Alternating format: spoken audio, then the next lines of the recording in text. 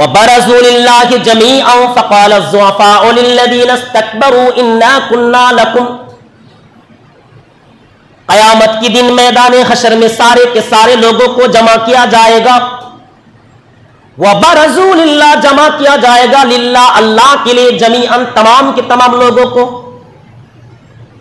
दुनिया के अंदर जितने भी लोग थे सारे के सारे लोगों को जमा किया जाएगा। यहूदियों को भी जमा किया जाएगा, ईसाई को भी जमा किया जाएगा, मुसलमानों को भी जमा किया जाएगा, ईमान रखने वाले को भी जमा किया जाएगा, बेईमान को भी जमा किया जाएगा, नमाजियों को भी लाया जाएगा, बेनमाजियों को भी लाया जाएगा। एक কথা আমরা বুঝতে পারছি এখানে যে আল্লাহ তাআলা সমস্ত রকমের মানুষকে একত্রিত করবেন, নিয়ে আসবেন। তারপরে দেখুন কি বলছে, فقال الضعفاء للذين استكبروا, कमजोर लोग कहेंगे, मतबू लोग कहेंगे, जिसके ताबे करते थे, ওই সমস্ত অনুসারীরা বলবে দুর্বলদের মধ্য থেকে। ফাকালা যুআফা, যুআফা মানে হচ্ছে দুর্বল ব্যক্তি। তাহলে দুর্বল ব্যক্তিরা কি বলবে, কাদেরকে বলবে, লিল্লাযীনা ইসতাকবারু, ওই সমস্ত ব্যক্তিদেরকে বলবে যাদের অনুসরণ করে চলতো। এই তোমরা এসো, ওই জায়গাতে তৃণমূলে এটা ভোট দিবে, ওটা লিখে এসো, ওখানে বোমা ফাটিয়ে এসো, এখানে ফাটিয়ে এসো, এখানে এটা করো, ওখানে মারপিট করো, হ্যান করো, ত্যান করো। তার মানে আমাদের পিছনে পিছনে তোমরা চলো। ফাকাল আয-যুআফা, দুর্বল ব্যক্তি, অসহায় ব্যক্তি, যারা প্রভাবশীল ব্যক্তিদের অনুসরণ করে চলতো, নেতাদের অনুসরণ করে চলতো, ওই সমস্ত নেতাদেরকে কেন্দ্র করে বলবে অসহায় ব্যক্তিরা, দুর্বল ব্যক্তিরা কি বলবে, ইন্না কুন্না লাকুম তাবাআন ফাহাল আনতুম মুগনুনা আন্না মিন আযাবিল্লাহি মিন শাই। ইন্না কুন্না লাকুম, নিশ্চয় আমরা তোমাদের অনুসারী ছিলাম, আমরা তোমাদের অনুসারী ছিলাম। তার মানে তোমাদের পিছনে পিছনে আমরা মিছিল নিয়ে বেরিয়ে গেছি, তোমরা যেটা বলতে সেটাই করতাম। অবশ্যই আমরা তোমাদের অনুসারী ছিলাম, প্রত্যেক কথার উপরে আমল করেছি, প্রত্যেকটা আদেশকে মানার চেষ্টা করেছি, প্রত্যেকটা হুকুম আহকাম মেনে চলেছি। কাজে দুনিয়াতে যখন আমি তোমাদের কথা শুনেছি, আমরা কথা শুনেছি, তো আন্না মুগনুনা আন্না মিন আযাবিল্লাহি মিন শাই, তোমরা কি একটু আল্লাহ তাআলার আযাব থেকে আমাদেরকে রক্ষা করতে পারবে? আজকের দিনে, এই দিনটাতে তোমরা কি জাহান্নামের আগুন থেকে আমাদেরকে একটু বাঁচাতে পারবে? আল্লাহর আযাব থেকে বাঁচাতে পারবে? ও হে নেতারা, তোমরা শুনো, তোমরা কি আমাদেরকে বাঁচাতে পারবে? তাহলে নেতারা কি উত্তর দিবে? ক্বালু লাউ হাদানাল্লাহু লাহাদাইনাকুম, যদি আল্লাহ আমাদের হেদায়েত দিতেন তোমাদেরও হেদায়েত দিতাম। আল্লাহ যদি আমাদের সঠিক পথে পরিচালিত করতেন তোমাদেরও সঠিক পথে পরিচালিত করতেন। তার মানে অবশ্যই যদি আল্লাহ আমাদেরকে দুনিয়ার বুকে নামাজি বানাতেন, দুনিয়াতে যদি আল্লাহ তাআলা আমাদের হেদায়েত দিতেন, তোমাদেরকে আমরা হেদায়েত দিতাম। কি বুঝা গেল? সাবাবুন আলাইনা আজজিনা আন সাবারনা মা লানা মিন মাহিস। এখন তোমাদের এবং আমাদের একই অবস্থা, তোমাদের এবং আমাদের একই অবস্থা। তোমরাও আমাদের কিছু করতে পারবে না, আমরাও তোমাদের কিছু করতে পারবো না। এখন বাঁচার কোনো পথ নেই, এমন কোনো জায়গা নেই যেখানে আমরা আশ্রয় গ্রহণ করব। কে বলবে এগুলো? সব নেতারা বলবে। কাদেরকে? ওই দুর্বল ব্যক্তিদেরকে বলবে, যারা 500 টাকার পিছনে, নেতাদের পিছনে ছুটতে ছিল, মেম্বারের পিছনে ছুটতে ছিল, মন্ত্রীর পিছনে ছুটতে ছিল। একটু ভোটে জিতলে পারি কত আনন্দ করে, আনন্দ ফুর্তি করে, কত রকমের হোলি আর রং তামাশা করে, মদ পর্যন্ত পান করে, ব্যভিচার পর্যন্ত করে। আউযুবিল্লাহ। এই নেতারা আপনাদের কোনো কিছু করতে পারবে না। দুনিয়াতে কি দিয়েছে আপনাদের বলেন আগে? কি দিলে আপনাদেরকে? শুধু আস্থা দিয়েছে, ভরসা দিয়েছে, এটা করে দেব, সেটা করে দেব, এটা করে দেব। শরে পরলেকে যা শাস্তি তিরিমাতা তেনা কর্তব্যঙ্গ হিনমলঙ্গ প্রতিবেশনঙ্গ কায়মা মনসা বাপি। तमाम किस्म के तारीफ़त, हम्द, सना, किब्रियाई, बड़ाई वहदहू ला शरीक खालिक कायनात अर्ज़ व समा के लिए हैं, जिन्होंने हमें और आपको इस बेहतरीन जगह में लाने की तौफ़ीक़ अता फ़रमाए। जनाब मुहम्मद रसूलुल्लाह सल्लल्लाहु अलैहि वसल्लम पर बेशुमार दरूद व सलाम नाजिल हो, आमीन। अल्लाहुम्मा सल्लि अलैहि अल्लाहुम्मा बारिक अलैहि। सम्मानित मस्जिदेर मुसल्लिगण, बर्तमाने आमादेर सामने आरेकटा जिनिस एसेछे। যখন যেটা জিনিস আসবে সেই সম্পর্কে দু একটি কথা বলা অতি জরুরি মনে করি। আর সেটা হচ্ছে আপনার ইলেকশন বা ভোট।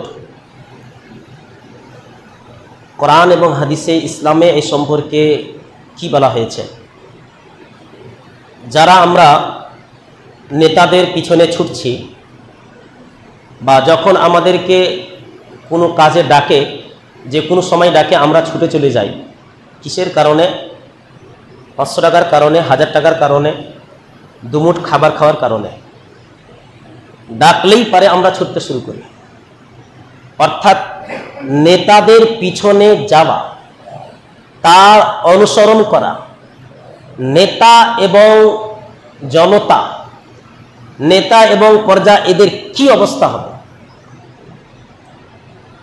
এরা কিয়ামতের দিন এক অপরকে কি বলবে?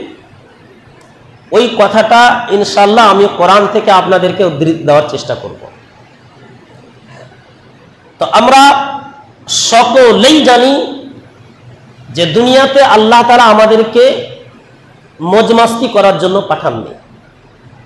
নিজের ইচ্ছা মতো আমি আপনি জীবন যাপন করতে পারবো না।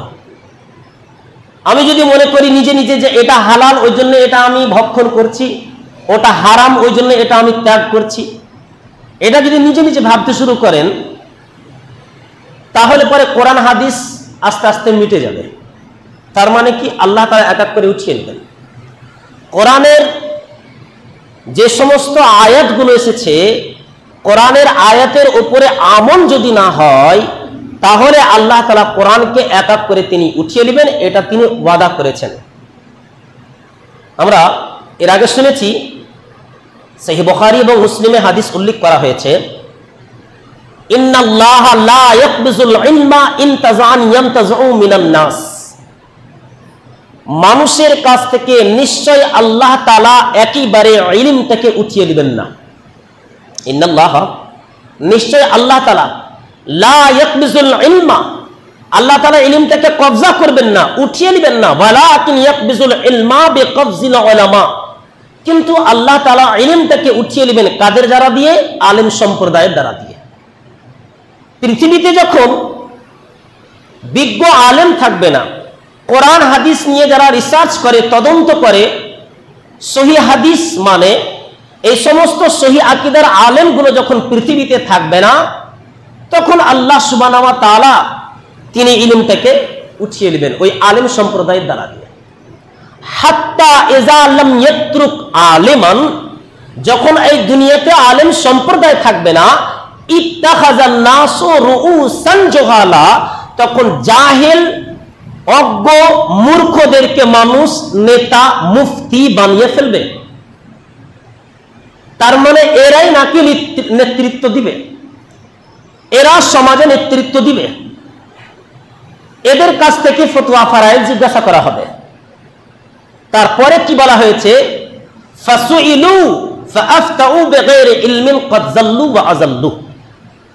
ফাসুইলু, ওই মুফতিকে প্রশ্ন করা হবে, ওই নেতাকে প্রশ্ন করা হবে, আর নেতা প্রশ্নের উত্তর দিবে। ক্বাদ যাল্লু ওয়া আযাল্লু, নিজেও পথভ্রষ্ট, অপরকেও পথভ্রষ্ট। নিজেও পথভ্রষ্ট হবে, অপরকেও পথভ্রষ্ট করবে। তাহলে এটা কিয়ামতের পূর্বে এই সমস্ত জিনিসগুলো ঘটবে, যেগুলো আমরা চোখে দেখতে পাচ্ছি। আমরা অনেক জিনিস দেখতে পাচ্ছি চোখে, যে এখন যে কেউ ফতোয়া দিতে শুরু করেছে।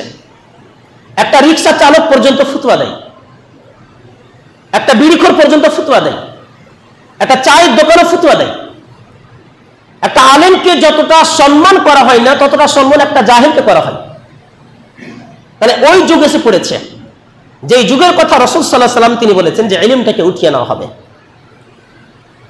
তো চলেন, আমি বলছিলাম যে নেতা এবং জনতা এদের কি অবস্থা হবে,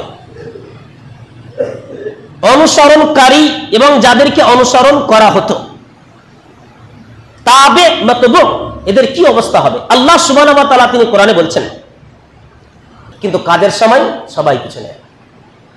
এবার দেখেন, যখন এই সমস্ত কথাগুলো জাহান্নামে বর্ণনা করবে, তখন এবার শয়তান সুযোগ পাবে। শয়তান কি বলবে?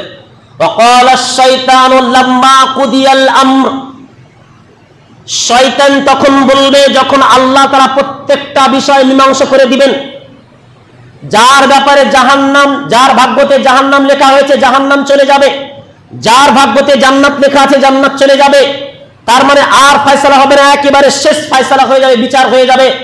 তখন শয়তান বলবে, কি বলবে? ইন্নাল্লাহা ওয়াদাকুম ওয়াদাল হক। ওই যে নেতারা বলবে, ওই শয়তান নেতারা বলবে, ইন্নাল্লাহা ওয়াদাকুম, আল্লাহ তাআলার ওয়াদা হচ্ছে সত্য। তোমাদেরকে যে আল্লাহ তাআলা প্রতিশ্রুতি দিয়েছেন, আল্লাহ তাআলা তোমাদের যে ওয়াদা দিয়েছেন, এই ওয়াদাটা আল্লাহ তাআলা তিনি পালন করেছেন, তিনি প্রতিজ্ঞা পালন করেছেন, ওয়াদা পূরণ করেছেন। আর কি?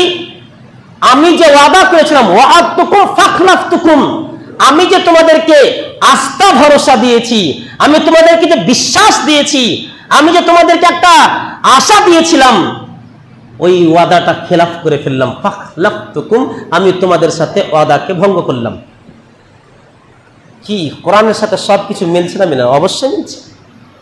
তাহলে এখানে বলছে, আমি তোমাদেরকে যে আস্থা দিয়েছি, ভরসা দিয়েছি, যে ওয়াদা করেছি, ওই ওয়াদাকে খেলাফ করলাম। তাহলে ভাই, আল্লাহ কি ওয়াদা দিয়েছিলেন? আল্লাহ ওয়াদা দিয়েছিলেন, তোমরা যদি তাওহীদ মেনে চলো, তোমরা যদি আমি আল্লাহকে মেনে চলো, তোমরা যদি শিরিক না করো, বিদআত না করো, সমস্ত রকম কাবিরা গুনাহ থেকে বেঁচে থাকো, আমি আল্লাহ তোমাদেরকে জান্নাত দেব। এটা আল্লাহ ওয়াদা করেছিলেন, আল্লাহ তার ওয়াদাকে পূরণ করছেন। অবশ্যই তোমরা যদি আমার বিদ্যাচারণ করো, তাহলে আমি তোমাদেরকে জাহান্নামে দিব। এখন আল্লাহ তোমাদেরকে জাহান্নামে দিবে, আল্লাহ ওয়াদা তিনি পূরণ করেছেন। আল্লাহ বলেছেন, তোমরা যদি আমার কথা মেনে চলো, যা চাইবে সেটাই পেয়ে যাবে। আর আমি ওয়াদা করেছিলাম, এটা করে দেব, সেটা করে দেব, ওটা করে দেব, আমি কিছুই করতে পারলাম না, আমি তোমাদেরকে আর বাঁচাতে পারবো না। এবারে চলেন, ওয়ামা কানা লি আলাইকুম মিন সুলতান। তখন নেতারা বলবে, আমাদের কোনো আধিপত্য ছিল না, আমাদের কোনো তোমাদের উপরে জবরদস্তি ছিল না, আমরা এরকম কঠোর করে বলিনি, শিরিক করলে পরে জাহান্নামে যাবে এই কথা এরকম ভাবে আমরা বলিনি। আমরা বলিনি যে আমাদের পিছনে পিছনে তোমরা মিছিল বেরিয়ে যাও, নামাজ রোজা ছেড়ে দিয়ে আজান চলছে, এই ভোটে জিতবে কে, অমুক ছাড়া আমার কে, এরকম ভাবে তোমরা বেরিয়েছে, এই কথা আমি বলিনি। আমি বলিনি যে তোমরা আমাদের পিছনে ছুটো। তারপরে কি বলছে? ইল্লা আন দাউতুকুম ফাস্তাজাবতুম লি, শুধু আমি তোমাদেরকে ডাক দিয়েছিলাম, আমি গোমরাহ পথে তোমাদেরকে ডাক দিয়েছিলাম, তোমরা আমার ডাকে সাড়া দিয়েছিলে। ফালা তালুমুনি ওয়ালুমু আনফুসাকুম, কাজী এখন তোমরা আমাদেরকে দোষারোপ করিও না, বরং তোমরা নিজেরাই তোমরা দোষ করেছো, তোমাদের পায়ে তোমরা নিজেরা আঘাত করেছো, নিজেরা কোদল মেরেছো পায়ে। তার মানে নেতারাই সমস্ত কথাগুলো বলবে যে আমরা তো ডাকিনি, নামাজ রোজা ছেড়ে দিয়ে মিছিল করো, নামাজ রোজা ছেড়ে দিয়ে পার্টি করো, নামাজ রোজা ছেড়ে দিয়ে ভোট দিতে যাও। আমি ভোটের খিলাফ কথা বলছি না, ভোটের বিরুদ্ধে আমি কথা বলি না, ইলেকশনের বিরুদ্ধে আমি কথা বলছি না। অবশ্যই যখন ভোটের সময় আসবে চুপচাপ যাবেন, ভোট দিয়ে চলে আসবেন। কে বলেছে আপনাকে মিছিলে বের হতে? আপনি কেন বের হলেন? আপনি ভাবনা চিন্তা করেছেন? এই শয়তানের পিছনে চলে চলে আপনার জীবনটাকে ধ্বংস করেছেন, আখিরাতকে ধ্বংস করেছেন, সব থেকে দামি জিনিস ঈমান হারিয়ে ফেলেছেন। মানুষের কাছে কিয়ামতের দিন সব থেকে দামি হচ্ছে ঈমান, তাওহীদ। এই ঈমানটাকে আপনি হারিয়ে ফেলেছেন। ফালা তালুমুনি ওয়ালুমু আনফুসাকুম, তোমরা আজকে আমাদেরকে দোষারোপ করিও না, তোমরা নিজেরা নিজেদের উপরে দোষারোপ করো যে আমরা কেন ওদের কথা শুনলাম। তোমরাই বরং নিজেরা ভুল করেছো। মা আনা বিমুশরিকিকুম ওয়া মা আনতুম বিমুশরিকিয়া, আমরা তোমাদের কোন রকম সাহায্য করতে পারবো না, আর তোমরাও আমাদের সাহায্য করতে পারবে না। ব্যাস এই পর্যন্ত শেষ করে দিল, হয়ে গেছে নেতাদের কথা শেষ। তার মানে শেষ কথা হলো কি, যে তোমরা আমাদের উদ্ধার করতে পারবে না, আমরাও তোমাদের উদ্ধার করতে পারবো না। এখন যে জাহান্নামে আছো, যে জায়গাতে আছো, চলে যাও। অনেক মানুষ আমরা ভুল পথে পড়ে আছি। শয়তানের মিশন তো হচ্ছে এটাই, শয়তান তো এটাই চাই, আপনাকে পথভ্রষ্ট করতে। কোনোদিন শয়তান চাই না যে আপনি জান্নাতে প্রবেশ করবেন। একটু আপনি ভালো করে খেয়াল করেন, যেই সমস্ত আমাদের যে একটা রমজান মাস গেছে, এই রমজান মাসে অনেক যুবক যুবতীদের ঈমানকে নষ্ট করে দিয়েছে। রোজার অবস্থাতে পরীক্ষা, যখনই রোজা আসবে তখন কিছু না কিছু একটা হবে। ষড়যন্ত্র রয়ে গেল, সব ষড়যন্ত্র চলছে। ওরা প্ল্যানিং করে করেছে এটা। আইপিএলটা জানে যে মুসলিমদের ঈমানকে নষ্ট করা এটা একটা ষড়যন্ত্র। প্রথম কয়েকটা রোজা থেকে শুরু হয়েছে আইপিএল। তার মানে ওরা জানে, ওরা বুঝে। কেন তারপরে করতে পারতো না? অবশ্যই পারতো। রহমতের মাসে এই জিনিসগুলো করছে। আমরা কোন পথে আছি? ভুল পথে আছি। আল্লাহ সুবহানাহু ওয়া তাআলা তিনি বলছেন, ক্বালা ফাবিমা আগওয়াইতানি লাআকুদান্না লাহুম সিরাতাকাল মুস্তাকিম। আল্লাহ তোমার সত্তার কসম খেয়ে বলছে, আল্লাহ তোমার কসম খাচ্ছে, যেইভাবে তুমি আমাকে গুমরাহ করেছো, জান্নাত থেকে বের করে দিয়েছো, আমিও তোমার বান্দাকে জান্নাত থেকে বের করব, জাহান্নামে নিক্ষেপ করব। এটা শয়তান বলে দিয়েছে। আমি এমন কোন রাস্তা নেই ছাড়বো না, প্রত্যেকটা রাস্তাতে আমি বসে যাব। সব রাস্তাতে শয়তান উৎ পেতে বসে আছে, চাতক পাখির মতো বসে আছে। আর আমরা ওই শয়তানের ফাঁদে পড়ে যাচ্ছি, দিন বা দিন ফাঁদে পড়তে চলেছি। মানুষ কোরআন হাদিস শুনলে পারে ঈমানটা মজবুত হবে, তাহলে দেখছি ঈমান দুর্বল হচ্ছে। তার মানে কি? আমরা কোনো জিনিসকে বিশ্বাস করছি না। কিয়ামত অতি নিকটবর্তী চলে এসেছে, যে মানুষ কোরআন হাদিসকে অমান্য করবে, অস্বীকার করে চলবে। আপনাদেরকে আমি একটা হাদিসের টুকরা পড়েছিলাম। এই হাদিসটা প্রতি সপ্তাহে পড়তে হবে মনে হচ্ছে। কি হাদিসটা? অনেক মানুষ সালাত আদায় করার পরেও, রমজান মাসের সিয়াম রাখার পরেও, তারপরে যাকাত দেওয়ার পরেও জাহান্নামে যাবে। একবার আল্লাহ রাসূল জিজ্ঞাসা করছেন, আতাদরুনা মাল মুফলিস? হে আমার সাহাবা, তোমরা জানো মুফলিস গরিব ব্যক্তি কাকে বলে? সাহাবায়ে কেরাম বলছেন, মাল মুফলিস ফিনা মাল্লা দিরহাম লাহু ওয়ালা মাতা। আমাদের কাছে গরিব, অসহায়, দরিদ্র ব্যক্তি হচ্ছে সেই ব্যক্তি যার কাছে টাকা পয়সা নাই, যার কাছে সোনা দানা নেই, স্বর্ণ রূপা কিছু নাই। এই লোকটা হলো গরিব। সাহাবায়ে কেরাম তাহলে কি ভাবতেন? আমাদের মতোই ভাবতেন। যদি আমাদেরকে জিজ্ঞাসা করা হয় গরিব ব্যক্তিকে, তাহলে আমরা বলবো যার কাছে টাকা পয়সা নেই, মানুষের কাছে হাত পাতে। যে ব্যক্তি মুহতাজ, মানুষের কাছে হাত পাতে, খেটে খায়, গরিব, চেহে বেড়ায়, জায়গা জমি কিছু নাই, সে লোকটা হচ্ছে গরিব। তো এরকমই উত্তর দিয়েছিলেন সাহাবায়ে কেরাম। তখন আল্লাহ রাসূল কি বলছেন? ইন্নাল মুফলিস মিন উম্মতি ইয়াউমাল কিয়ামাতি, নিশ্চয় কিয়ামতের দিন আমার উম্মতের মধ্যে সেই ব্যক্তি হবে মুফলিস ব্যক্তি, বিসালাতিন ওয়া সিয়ামিন ওয়া যাকাতিন, প্রচুর পরিমাণে সালাত আদায় করে আসবে, নামাজ পড়ে আসবে, রমজান মাসের সিয়াম রেখে আসবে, যাকাত প্রদান করে আসবে। ওয়া ইয়াতি কাদ শাতামা হাযা ওয়া কাযাফা হাযা ওয়া আকালা মাল হাযা ওয়া সাফাকা মাদাম হাযা ওয়া যারাবা হাযা। তারপরে রাসূল সাল্লাল্লাহু আলাইহি ওয়াসাল্লাম তিনি বলছেন, শুধু নামাজ রোজা পড়ে আসবে না, যাকাত দিয়ে আসবে না, এটাও করে আসবে, কাউকে গালি দিয়ে আসবে। কাদ শাতামা হাযা। কাউকে গালি দিয়েছেন? একবার পরীক্ষা করেন নিজেকে। কাউকে কষ্ট দিয়েছেন মুখের দ্বারা দিয়ে? যদি মুখের দ্বারা দিয়ে যদি কাউকে কষ্ট দিয়ে থাকেন, নামাজ রোজা কিছু কাজে আসবে না। এটা আমার কথা নয়, এটা আল্লাহ রাসূল নিজে বলছেন। ওয়াকাদ শাতামা হাযা, এমন এক ব্যক্তি কোন মানুষকে গালি দিয়ে আসবে। ওয়া কাযাফা হাযা, কাউরি অপবাদ দিয়ে আসবে, কাউরি উপরে তোহমত লাগিয়ে আসবে, অপবাদ দিয়ে আসবে। ওয়া আকালা মাল হাযা, এবং কাউরি মালকে আত্মসাৎ করে আসবে। শুধু তাই নয়, ওয়া সাফাকা দাম হাযা, কাউকে রক্তাক্ত করে আসবে, খুন করে আসবে। ওয়া যারাবা হাযা, কাউকে মেরে আসবে। বিনা কারণে মেরে আসবে। তখন আল্লাহ রাসূল সাল্লাল্লাহু আলাইহি ওয়াসাল্লাম তিনি বলছেন ফায়ুতাবে হাসানা, আল্লাহ সুবহানাহু ওয়া তাআলার কাছে এক ব্যক্তি এসে অভিযোগ করবে, আল্লাহ ওই লোকটা আমাকে গালি দিয়েছিল। তখন আল্লাহ তাআলা বলবেন, হ্যাঁ হ্যাঁ শুন ওর নেকিটা কেটে তুই নিয়ে নে। যে লোকটা বেশি বেশি সালাত আদায় করে এসছে, নামাজ পড়ে এসছে, যাকাত দিয়েছে, রমজান মাসের সিয়াম পালন করে এসছে, ওর নেকি তুই কেটে নিয়ে নে। আর একজন ব্যক্তি এসে বলবে, আল্লাহ আমার ব্যাপারে অপবাদ দিয়েছে। আল্লাহ বলবে, যা তার নেকি তুইও নিয়ে যা, তুইও নেকি নিয়ে যা। আর একজন ব্যক্তি এসে বলবে, আল্লাহ আমার মাল আত্মসাৎ করেছে, বলে যা তুইও নিয়ে যা, ওর নেকি কেটে তুইও নিয়ে নে। আর একজন এসে বলবে যে আল্লাহ আমার রক্ত ঝরিয়ে এসেছে, যা তুইও নিয়ে যা। আর একজন ব্যক্তি এসে বলবে, আল্লাহ আমাকে মেরে এসেছে, যা তুইও নিয়ে যা। যখন সব তার নেকি শেষ হয়ে যাবে, ফানিয়াত সব শেষ, আর তো দেওয়ার মতো কিছু নাই, নেকি তো নেই তার কাছে। একটা মূল্যবান জিনিস হাসরের ময়দানে আপনার টাকা পয়সা, বাড়ি গাড়ি, সোনা দানা কিছু কাজে আসবে না, আল্লাহকে ঘুষ দিতে পারবেন না। তাহলে কি থাকবে আমার আপনার কাছে? ওই নেকিটাই থাকবে। এটাই হচ্ছে মেন পুঁজি।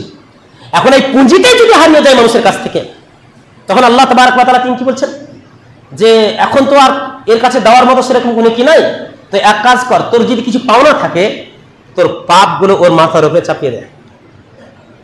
যে পাপের কারণে তুই জাহান্নামে যাচ্ছিস, ওই পাপটা ওর মাথার উপরে চাপিয়ে দেয়, ব্যাস ওর মাথার উপরে চাপিয়ে দেওয়া হবে। তো এরকম ভাবে নেকি দিতে দিতে দিতে দিতে যদি শেষ হয়ে যায়, শেষখানে গুনাহ দিয়ে ক্ষতিপূরণ হবে। এই লোকটা তার নিজের গুনাহকে তার উপরে চাপিয়ে দিবে। ফাতুরিহা ফিন্নার, আল্লাহ রাসূল বলছেন যেই লোকটা দুনিয়াতে পরহেজগারী ঈমানদারি ছিল, সেই লোকটা জাহান্নামে প্রবেশ করছে। তাহলে বেশি বেশি সালাত আদায় করে জান্নাতে যেতে পারলো?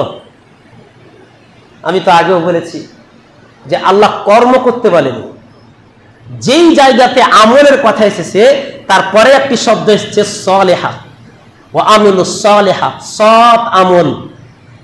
এখানে আমল তো অনেক আমরা করি, সৎ আমল করতে হবে। আইয়ুকুম আহসানু আমালা, তোমাদের মধ্যে উত্তম আমল কে করে। তাহলে এই হাদিসটা আমাদের জীবনে বাস্তবায়িত করতে হবে। প্রতিদিন আমাদেরকে ভাবতে হবে যে আমরা নামাজ, রোজা, কোরআন তেলাওয়াত, তাসবিহ, তাহলিল, জিকির, আজকার এত কিছু করার পরে, দান ধ্যান করার পরে এই নেকি যদি আমার কিয়ামতের দিন শেষ হয়ে যায় কাউকে গালি দেওয়ার কারণে, কাউরি অপবাদ দেওয়ার কারণে, তাহলে পরে আমি তাকে অপবাদ দিব কেন? এইগুলো সবই হচ্ছে বান্দার হক। বান্দার হকের সাথে যদি আপনি বিদ্যাচরণ করে থাকেন, বান্দার হককে নিয়ে যদি আপনি ছিনিমিনি খেলেছেন, তাহলে পরে এটা আল্লাহ তাআলা ক্ষমা করবেন না। আল্লাহর হক যেগুলো আছে, আল্লাহ তাআলা যেমন শিরক করতে মানা করেছেন, বেদাত করতে মানা করেছে, তারপরে আপনি নামাজ ছাড়তে মানা করেছে, এক ওয়াক্ত দু ওয়াক্ত নামাজ ছুটে গেল, এটা আল্লাহ তাআলা ক্ষমা করে দেবেন, এটা আল্লাহর হক আছে। কিন্তু বান্দার হকের সাথে যদি আপনি আত্মসাৎ করেন, এটা কিন্তু আল্লাহ তাআলা ক্ষমা করবেন না। আর একটা কষ্ট দেওয়া হয় মানুষকে, কিভাবে? একটা লোকের হয়তো সন্তান হয়নি, হয়তো কোনো একটা সন্তান সে নিয়েছে, এখন সন্তানটা বড় হয়ে গেছে, ঠিক দেখা গেল 5 বছর 10 বছর পরে ওই লোকটার সাথে ঝগড়া হয় যে লোকটা সন্তান নিয়েছে। তখন তাকে কি বললো, তুমি তো বাঁঝ, তোর তো সন্তান নেই, তুই তো কাপুরুষ। কষ্ট দিয়ে দিলে, আরে ওটা তোর বাপ নয়। জীবনে এরকম ভাবে কাউকে কষ্ট দিয়েন না। এই আপনার মুখে কথা বলার কারণে আপনার ইবাদত বান্দেগী সব নষ্ট হয়ে যাবে। এরকম কথা কোনোদিন উচ্চারণ করবেন না, যতই আপনার সাথে ঝগড়া লাগুক না কেন। অথচ আমাদের সমাজে এইগুলো আছে, কষ্ট দেয় মানুষকে এইভাবে। কেউ যদি একটু খোঁড়া হয় তো তাকে এটা দিয়ে কষ্ট দিবে, দুর্বল জিনিস খোঁজার চেষ্টা করে। খবরদার মানুষকে এরকম ভাবে কষ্ট দেন না। মানুষের যে জিনিসটা দুর্বল আছে, এই দুর্বলে তার আঘাত করিয়েন না। কেউ যদি অন্ধ ব্যক্তি হয়, খবরদার তাকে বলিয়েন না, আপনার ইবাদত বান্দেগী সব গেছে। কেউ যদি একটু প্রতিবন্ধী হয়, তাকে ওই নামে খবরদার ডাকিয়েন না। ঝগড়া হলে পারে তাকে বলিয়েন না, এরকম ভাবে কষ্ট দিয়েন না। মানুষকে কষ্ট দিলে পারে, আপনি তো জানেন যে হযরতে আয়েশা রাদিয়াল্লাহু তাআলা আনহা যখন হাফসার ব্যাপারে বলল যে হাফসা হচ্ছে খাটো, ছোটে কাটবারি, তখন আল্লাহ রাসূল তার গাল দুটোকে ধরেছে এইভাবে চিপে, বলছে আয়েশা তুমি যে কথাটা বলেছো, এই কথা যদি সমুদ্রে ফেলে দেওয়া হয় গোটা পানি নষ্ট হয়ে যাবে। শুধু এই কথাটা বললে, খাটো ছিল বলে খাটো বলুন। তো খবরদার এরকম ভাবে বলিয়েন না, মানুষকে কষ্ট দিয়েন না। আরেকটা জিনিস, রমজান যাওয়ার পরে আমাদের কি করা দরকার ছিল? আল্লাহ সুবহানাহু ওয়া তাআলা তিনি বলছেন লাআল্লাকুম তাত্তাকুন, যাতে করে তোমরা পরহেজগারি হতে পারো। রমজান মাস বিদায় নেওয়ার পরে আমাদের উপরে যে জিনিসটা বেশি প্রভাব পড়ে সেটা হচ্ছে আল্লাহর সাথে সম্পর্ক ছিন্ন করা। মানে রমজান মাস বের হলে পরে মসজিদের সাথে আর সম্পর্ক থাকে না, হয়ে গেছে, ব্যাস, ফের আবার এক বছর পর দেখা হবে। তো এরকম যদি আপনি করেন তো আল্লাহ তাআলা তো বললেন যাতে করে তোমরা মুত্তাকি হতে পারো, লাআল্লাকুম তাত্তাকুন। রমজান মাসে রোজা রাখার পরে যাতে তোমরা মুত্তাকি হতে পারো, ওই জন্য রমজান মাস এসেছে। এখন অনেক ভাইরা নামাজ ছেড়ে দিয়েছেন, তাহলে ওই রমজানে কিছু ফায়দা পাওয়া যাবে, কিছু লাভ হবে? জি না, লাভ হবে না।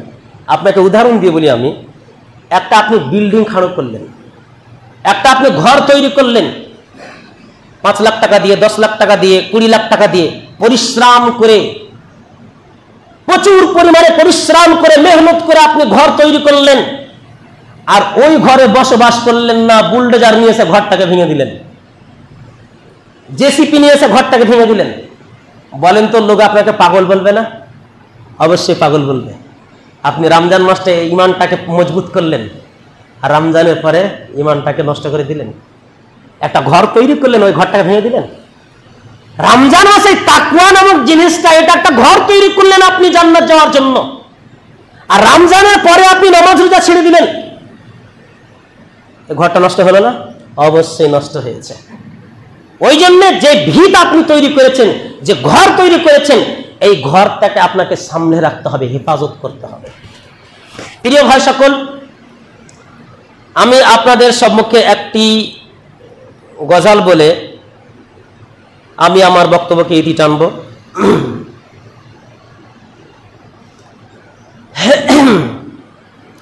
10 মিনিটের আবেগ মাগো 5 মিনিটের মন, 10 মিনিটের আবেগ মাগো 5 মিনিটের সুখ, কে তুমি মা দেখতে দিলে না এই পৃথিবীর মুখ, জোর করে তো আসিনি কো মাগো তোমার শরীরে আমি, পৃথিবীতে সন্তান হয় নাকি মায়ের কাছে দামি, তবে কেন তুমি সুখের ভুলে আমায় পেটে নিলে, সুখের শেষে ছুড়ে তুমি আমায় ফেলে দিলে, একদিন তুমি আমার কাছে আসবে ঠিকই মাগো, কি বলবে খোদার কাছে ঠিক করে মা রেখো, আমি তো মা বেঁচে গেছি, বেঁচে গেছে তোমার মান, নয়তো আমায় সবাই বলতো অভয় দো সন্তান, একটুখানি একটুখানি আবিদ বিদ মুখ পেতে আমায় পেটে নিলে,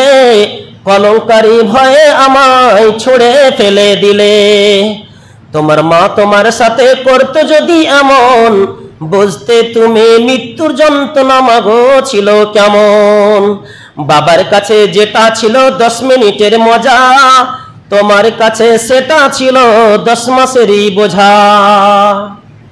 এখান থেকে একটা জিনিস আমাদেরকে শিক্ষা নিতে হবে।